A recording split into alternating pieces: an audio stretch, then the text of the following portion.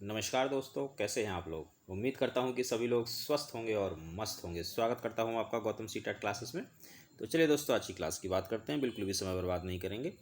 तो मित्रों, आज इंग्लिश पैडा की 7th क्लास है और इसमें हम कोशिश करेंगे कि जो पॉजिटिव और नेगेटिव जो मेरा मेथड है, इससे मैं आपको सारे क्वेश्चन कराने की कोशिश करूँ। और जो इंग्लिश पैडा में आपके 15 मार्क्स की जो पैडा आती है, उसमें से आप 15/15 स्कोर कर सकें। मेरी कोशिश ये रहेगी। बाकी देखते हैं, क्लास को स्टार्ट करते हैं और समझने का प्रयास करेंगे कि किस तरह से पॉजिटिव और नेगेटिव आपकी बहुत ही ज़्यादा मदद करते हैं पेडागोजी को सॉल्व करने में। और दोस्तों, अगर मेरी क्लासेस आपको पसंद आ रही हैं तो please Gautam CTET classes channel को सब्सक्राइब कर दीजिए और दोस्तों के साथ भी शेयर कीजिए ताकि उन लोगों का भी भला हो। तो चलिए दोस्तों, स्टार्ट करते हैं आज की क्लास। बिल्कुल भी हम समय बर्बाद नहीं करेंगे। आज का पहला क्वेश्चन, और जो मेरे नोट्स हैं, जिन नोट्स से मैं पढ़ाता हूँ, उसका 61 क्वेश्चन स्टार्ट करते हैं। A good teaching learning material, यानी कि जो TLM कैन बेस्ट, यानी कहने का मतलब है कि जो TLM होता है वो बेस्ट कब हो सकता है। तो देखो भाई, बेस्ट वो तब होगा जब बच्चों के लिए कोई पॉजिटिव चीज़ करेगा। मैं प्रयास करता हूँ कि जो आपकी इंग्लिश है उसको भी हिंदी की तरह ही पढ़ाऊँ। तो इसलिए आप कोशिश ये करें कि मेरे वीडियो को ना स्किप मत करो, क्योंकि अगर आप वीडियो को स्किप करते हैं तो बहुत सारी चीज़ें बीच में छूट जाती हैं और पेपर में कब क्या आ जाए कुछ पता नहीं होता है। इसलिए पूरा वीडियो, वैसे भी मैं छोटे छोटे वीडियो बनाता हूँ, 15 से 20 मिनट के होते हैं, तो उनको आप देखें। क्योंकि जब आप कोचिंग सेंटर में जाते हैं तो वहाँ पे भी कम से कम 1 घंटे की क्लास लेते हैं, तो यहाँ तो सिर्फ 20 मिनट की क्लास है, इसलिए इसको स्किप ना करें, पूरी क्लास को देखें, आपको पूरी तरह समझ में आएगा। A good teaching learning material, यानी कि TLM कैन बेस्ट, कब ये बेस्ट हो सकता है। तो ये तभी बेस्ट हो सकता है जब कुछ बच्चों के लिए पॉजिटिव करेगा। तो हमें क्या करना है, हमें पॉजिटिव चीज़ ढूंढनी है। फर्स्ट ऑप्शन देखेंगे, be a source of entertainment, यानी कि मज़ा। अगर बच्चे को सिर्फ मज़ा आ रहा है तो वो नेगेटिव होता है, ध्यान रखें। हाँ, मज़े के साथ अगर टीचिंग भी जुड़ जाए तो पॉजिटिव हो जाएगा। तो ये तो हो गया भाई negative. Help the teacher to transact material without any modification. देखिए, जो टीचर है, टीचर की सुविधा और दुविधा से आपको कुछ नहीं लेना देना है। यानी टीचर का फ़ायदा हो रहा है या टीचर का नुकसान हो रहा है, उसका सीटेट में, या जो सीटेट का सिलेबस है उससे उसका कुछ लेना देना नहीं है। सीटेट का जो सिलेबस है वो सिर्फ बच्चे पर फोकस करता है। तो ये जो दूसरा ऑप्शन है आपका, ये भी नेगेटिव हो, क्योंकि ये टीचर की बात कर रहा है, हमें टीचर की बिल्कुल बात नहीं करनी है। Help the learners acquire a language, ये देखो सही है कि जो लर्नर्स हैं, जो बच्चे हैं, उनकी हेल्प होती है लैंग्वेज को एक्वायर करने में। तो ये इट मे बी करेक्ट। अब फोर्थ देखेंगे, facilitate the teaching learning process, जो टीचिंग लर्निंग प्रोसेस है उसको फैसिलेट करती है। अब आपके पास 2 पॉजिटिव आ गए, थर्ड और फोर्थ, इसमें से आंसर बताना है। तो भाई आंसर वो होगा जो ज़्यादा पॉजिटिव है। तो ये कैसे पता चलेगा, देखिए पहला जो तीसरा देखते हैं, इसमें लिखा है help learners acquire a language, कि एक लैंग्वेज, कोई भी लैंग्वेज होती है, चाहे वो इंग्लिश हो या हिंदी हो या संस्कृत हो, कोई सी भी लैंग्वेज, उसको एक्वायर करने में मदद करता है। तो देखो यहाँ पे सिर्फ एक चीज़ की बात की जा रही है, सिर्फ लैंग्वेज की। लेकिन जो हम ये फोर्थ ऑप्शन देखें, इसमें कहता है facilitate the teaching learning process, यानी कि कोई भी टीचिंग लर्निंग प्रोसेस हो, किसी भी सब्जेक्ट की लर्निंग हो रही हो, टीचिंग हो रही हो, उस सब में मदद करता है। तो ये जो ऑप्शन है ये ब्रॉड है। और जब हम फंस जाएंगे, यानी कि हम दो दो जो ऐसे ऑप्शन होंगे जिनमें हम फंस जाएंगे, तो हम देखेंगे कि उसमें ज़्यादा पॉजिटिव कौन सा है, बच्चे का ज़्यादा भला कहाँ हो रहा है, ब्रॉड कौन सा है। तो अगर हम ब्रॉड की बात करें तो फोर्थ ब्रॉड होगा, आंसर फोर्थ होगा। और वेरी इजी, अगर आप पॉजिटिव और नेगेटिव से चलेंगे बिल्कुल भी कन्फ्यूजन हो ही नहीं सकती कन्फ्यूजन।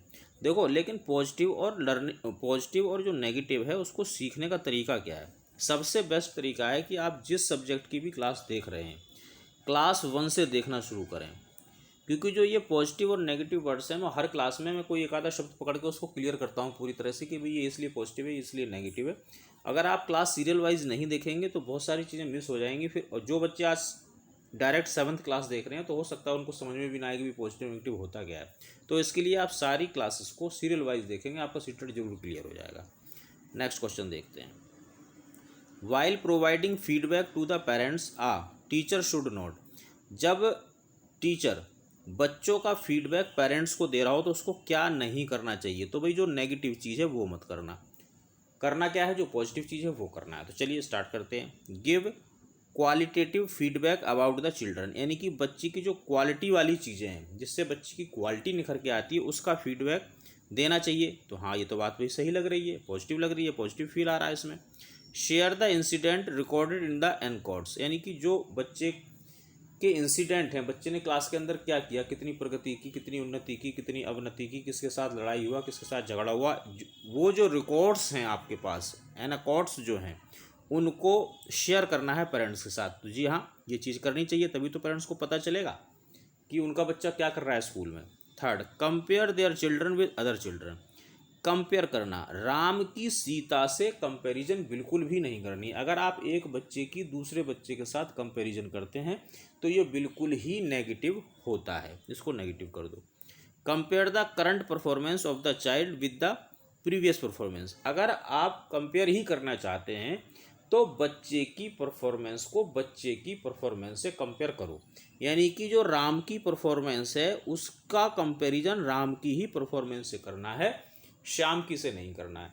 तो ये बात वही कह रहा है कि उसकी जो करंट परफॉर्मेंस थी और पहले क्या परफॉर्मेंस थी, उन दोनों का कंपैरिजन करना है, तो ये पॉजिटिव होता है। और अगर बच्चे की बच्चे के साथ आप कंपैरिजन कर रहे हैं, तुलना कर रहे हैं, तो वो क्या होता है, वो नेगेटिव होता है, ध्यान रखना। तो नेगेटिव ही उसमें पूछ रहा था और नेगेटिव ही आ गया, तो आंसर होगा हमारा third, very easy. Next question देखेंगे।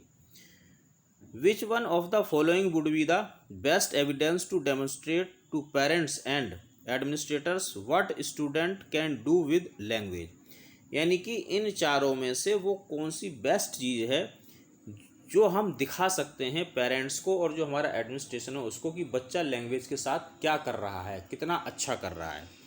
नेशनल करिकुलम एंड सिलेबस, यानी कि जो नेशनल करिकुलम है और जो सिलेबस है उसके बारे में बच्चा बात करे या उसके बारे में बच्चों को नॉलेज हो। तो जो देखो, जो ये सिलेबस होता है ये लगभग नेगेटिव होता है, जिस सेंटेंस में आ जाएगा वो सेंटेंस नेगेटिव होता है, जबकि यहाँ हमें पॉजिटिव चीज़ करनी है, पॉजिटिव आंसर देना है। List of courses goal and objectives, तो देखिए इसका मतलब क्या है कि एक लिस्ट है किसकी, गोल्स की और ऑब्जेक्टिव्स की, हमें ये करना है, ये करना है, ये करना है। आप ध्यान रखिए कि आपके पास जो बच्चा आ रहा है वो 5 साल से, अगर प्राइमरी की बात करूँ तो 10 साल तक का, और अपर प्राइमरी की बात करूँ तो 14 साल तक का बच्चा आ रहा है। अब 5 से 10 साल के बीच के बच्चों को क्या पता कि मेरे लिए गोल क्या चीज़ है, मेरा क्या उद्देश्य है पढ़ने का। तो ये जो बर्डन है ये बच्चे पे हमें नहीं डालना है, इसलिए ये नेगेटिव है। Marks in the test, number, marks, grade, ये नेगेटिव होते हैं, तो ये भी नेगेटिव।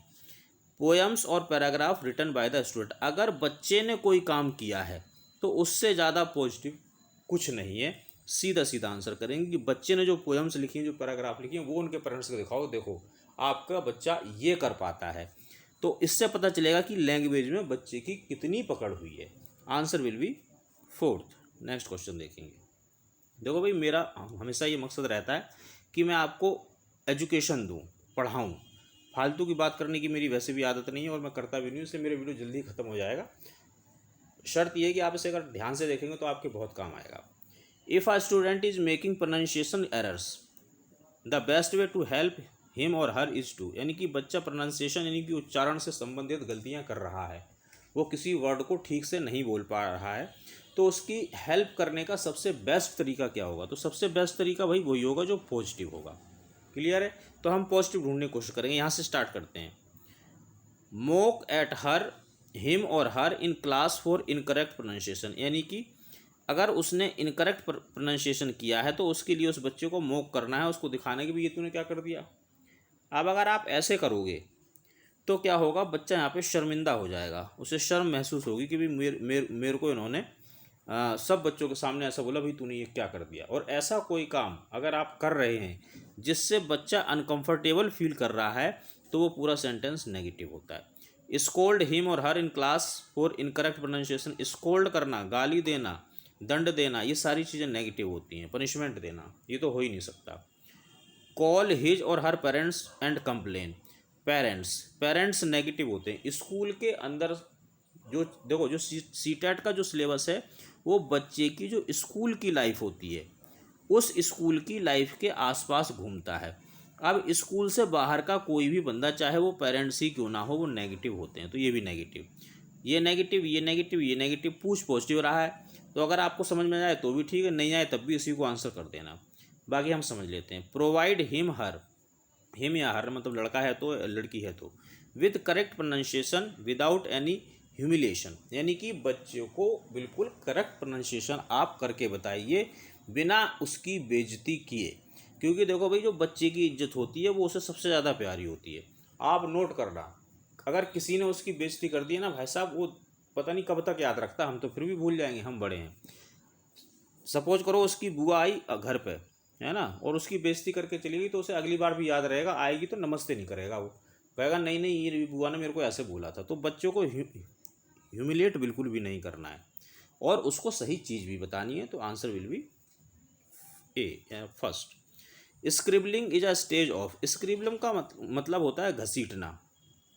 तो वो पूछ रहा है घसीटना, यानी कि ये वाली स्टेज किस में आएगी, स्पीकिंग में, लिसनिंग में, राइटिंग में या रीडिंग में। तो भाई स्पीकिंग में तो कभी घसीटा घसाटी होती नहीं है, सुनने में भी घसीटा घसाटी नहीं होती, रीडिंग में भी नहीं होती है। हाँ लिखने में होता है, बच्चा लिखते समय घसीट घसीट के लिखता है कई बार इस तरह से, तो ये स्क्रिबलिंग बोला जाता है इसको। ये तो सीधा सीधा क्वेश्चन, सीधा सीधा answer. A primary teacher should introduce reading through, यानी कि जो प्राइमरी टीचर है वो रीडिंग को इंट्रोड्यूस करवाना चाह रहा है तो कहाँ से स्टार्ट करवाए, stories, pictures, alphabet books only या फोनेटिक टीचिंग। तो देखो वैसे तो इन चारों से ही स्टार्ट करवा सकता है, लेकिन हमें जो आंसर देना है वो हमें देना है बेस्ट आंसर, यानी कि इन चारों में सबसे ज़्यादा फायदेमंद कौन होगा उसको आंसर करना है। तो स्टोरीज जो होती है ना वो बच्चों को बहुत प्यारी लगती हैं, सबसे अच्छी लगती हैं, तो स्टोरी के थ्रू वो रीडिंग की शुरुआत कर सकता है। Answer is first. While evaluating students' response for a reading comprehension, marks may be deducted for errors, यानी कि जब हम बच्चे की को एवल्यूट कर रहे हैं, उसका मूल्यांकन कर रहे हैं किस चीज़ के लिए, रीडिंग कंप्रहेंशन में, तो किस चीज़ के लिए हम उसके नंबरों को काट सकते हैं। ग्रामेटिकल मिस्टेक नहीं, ग्रामर तो वैसे भी नेगेटिव ठहरती, ये भी ग्रामर ही है। स्पेलिंग, स्पेलिंग यानी कि वर्तनी, ये भी नेगेटिव होता। कंटेंट, कंटेंट के लिए आप नंबर उसको काट सकते हैं, क्योंकि अगर बच्चे ने कंटेंट ठीक नहीं लिखा है तो इसका मतलब उसको अभी तक भी भाषा में समस्या है कुछ ना कुछ, इसलिए कंटेंट अगर ठीक नहीं है तो आप उसके लिए नंबर काट सकते हैं। ग्रामेटिकल मिस्टेक के लिए नहीं करेंगे। सिनेट्रिकल ये भी ग्रामर ही होता है, स्पेलिंग ये भी ग्रामर होता है, इसके लिए हम बच्चे के नंबर नहीं काटेंगे क्योंकि ये नेगेटिव चीज़ें होती हैं।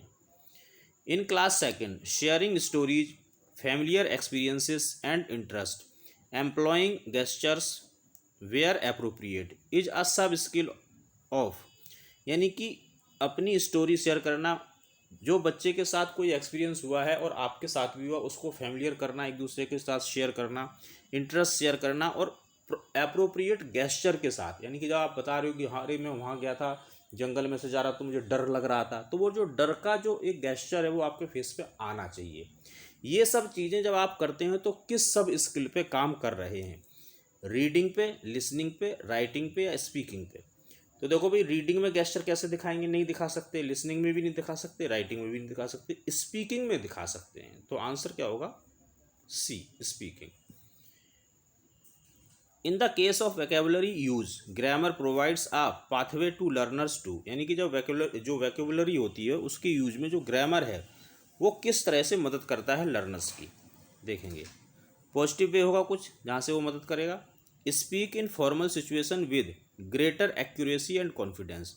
देखिए 5 से 10 साल का बच्चा है आपका, अब 5 साल से लेकर 10 साल तक के बच्चे से आप एक्यूरेसी और कॉन्फिडेंस की, ग्रेटर एक्यूरेसी की तो बिल्कुल भी बात नहीं कर सकते। तो जहाँ एक्यूरेसी आ रही है समझ लो वो चीज़ नेगेटिव है मेरे छोटे बच्चे के लिए, क्योंकि वो इसमें कंफर्टेबल फील नहीं करता है। Retail listening inputs into oral output, यानी कि जो बच्चे ने सुना वही वो बताए, तो ये तो क्या हुआ कि जो इनपुट हुआ वही आउटपुट हो गया, तो उसमें बच्चे ने कुछ ऐड नहीं किया। जब तक बच्चा अपना कुछ ऐड ना करे तब तक वो सेंटेंस पॉजिटिव नहीं हो सकता है, ये सेंटेंस भी नेगेटिव हो गया। Option, combine lexical items into meaningful and communicative experience, यानी कि कंबाइन करे बच्चा लेक्सिकल आइटम्स, यानी कि जो चीज़ वो बोल रहा है, जिस मतलब एक कोई कंडीशन है, उस कंडीशन में अगर बच्चा कुछ बोल रहा है तो उस कंडीशन से रिलेटेड शब्दों को, लेक्सिकल आइटम्स जो होते हैं उनको मीनिंग के साथ उसके अंदर जोड़े, अपने कम्युनिकेटिव जो उसका एक्सपीरियंसेस हैं, जो एक्सप्रेशंस है उसमें जोड़े बच्चा। तो ये बात ठीक है, यहाँ बच्चा कर रहा है और नई चीज़ों को जोड़ रहा है, यानी कि ये उसका खुद का करा हुआ चीज़ है। अगर बच्चा कोई चीज़ कर रहा है तो वो हमेशा पॉजिटिव होती है, ध्यान रखें। Draft formal pieces of writing in higher classes, higher classes negative होती हैं। बच्चा जब आपके पास है तो आप उसको उसी वक्त कुछ अनुभव कराइए, कुछ एक्सपीरियंसेस कराइए। आगे की क्लासों में होगा क्या, ये आगे के टीचर जाने, आपको उससे कुछ लेना देना नहीं है। हायर क्लासेस नेगेटिव होता है, पूछ पॉजिटिव रहा था तो पॉजिटिव इसमें ही आ गया, थर्ड आंसर होगा। अगला क्वेश्चन देखेंगे। Selection of language items while determining the second language syllabus should take into account, यानी कि जब आप सेकंड लैंग्वेज का सिलेबस तैयार कर रहे हैं कि बच्चों को सेकंड लैंग्वेज हमें दिखानी है, सिखानी है, पढ़ानी है, तो उसमें आप किस चीज़ को इंक्लूड करेंगे, किस आइटम को इंक्लूड करेंगे। क्वेश्चन ये कह रहा है the minimal disbursement of school schedule, यानी कि जो स्कूल का शेड्यूल है वो कम से कम डिस्टर्ब हो, इस बात का आप ध्यान रखें। चलिए, इसमें कुछ नेगेटिव पॉजिटिव समझ नहीं आ रहा है, इसको थोड़ा होल्ड पर रखेंगे। How easy it is to learn use the item, यानी कि जो आइटम आपने दिया है वो बहुत इजी होना चाहिए। अच्छा, आप ध्यान रखना, कभी अगर इजी की अति मतलब या तो इजी या हार्ड, ये दोनों ही नेगेटिव होते हैं। क्योंकि पढ़ाई में ना तो कुछ मुश्किल होता है ना कुछ आसान होता है, लैंग्वेज में ना कुछ मुश्किल होता है ना कुछ आसान होता है, लैंग्वेज लैंग्वेज होती है। ये पढ़ने और पढ़ाने वाले के ऊपर डिपेंड करता है कि भाई भाषा मुश्किल होती जा रही है या आसान होती जा रही है। एक्चुअल में वो मुश्किल या आसान नहीं होती है। How easy it to teach and teach the concept, यानी कि वो कितना आसान है उसको पढ़ाना। तो ये आसान किसके लिए हो गया, पढ़ाना टीचर के लिए। मैंने बताया कि टीचर की सुविधा और दुविधा का आपको ध्यान नहीं रखना। अगर टीचर की सुविधा और दुविधा की बात हो रही है तो वो सेंटेंस नेगेटिव है। The frequency and range of the use of items, कि आप जिन आइटम को शामिल करना चाहते हैं सेकेंड लैंग्वेज के करिकुलम में, उसमें आपको क्या करना है कि जिन चीज़ों को आप शामिल करना चाहते हैं उनकी फ्रीक्वेंसी ज़्यादा होनी चाहिए। अगर फ्रीक्वेंसी ज़्यादा होगी तो बच्चा उसको बार बार यूज करेगा और उन चीज़ों को जल्दी सीख जाएगा। तो this will be the answer, क्योंकि it is the best option, और सीटेट में हमेशा जो बेस्ट ऑप्शन होता है वही आंसर होता है। तो दोस्तों, आज ये इंग्लिश पढ़ाई क्लास थी, उम्मीद करता हूँ आपको पसंद आई होगी। अगर पसंद आई हो तो लाइक कमेंट और शेयर करते रहिए, चैनल को सब्सक्राइब कीजिए, जब देख रहे हो तो सब्सक्राइब भी कर लो। क्योंकि हो क्या रहा है कि मेरे चैनल पे 40% लोग ऐसे हैं जिन्होंने सब्सक्राइब किया हुआ है, 60% बिना सब्सक्राइब के देख रहे हैं। अरे भाई, जब देख रहे हो तो सब्सक्राइब कर लो, मुझको भी अच्छा लगेगा कि मेरा परिवार बढ़ गया, मेरी जिम्मेवारी बढ़ गई, तो मैं और अच्छा करने की कोशिश करूँगा। बाकी मित्रों, सीटेट से रिलेटेड कोई आपको परेशानी है आप पूछ सकते हैं व्हाट्सअप के माध्यम से। मेरे इंस्टीट्यूट का व्हाट्सअप नंबर है, नोट्स वगैरह PDF वगैरह कुछ भी चाहिए इस नंबर पर आप मुझे मैसेज करें, मैं आपको प्रोवाइड कर दूंगा। तो मित्रों, मिलेंगे अगली क्लास में, तब तक आप सभी लोग स्वस्थ रहें और मस्त रहें।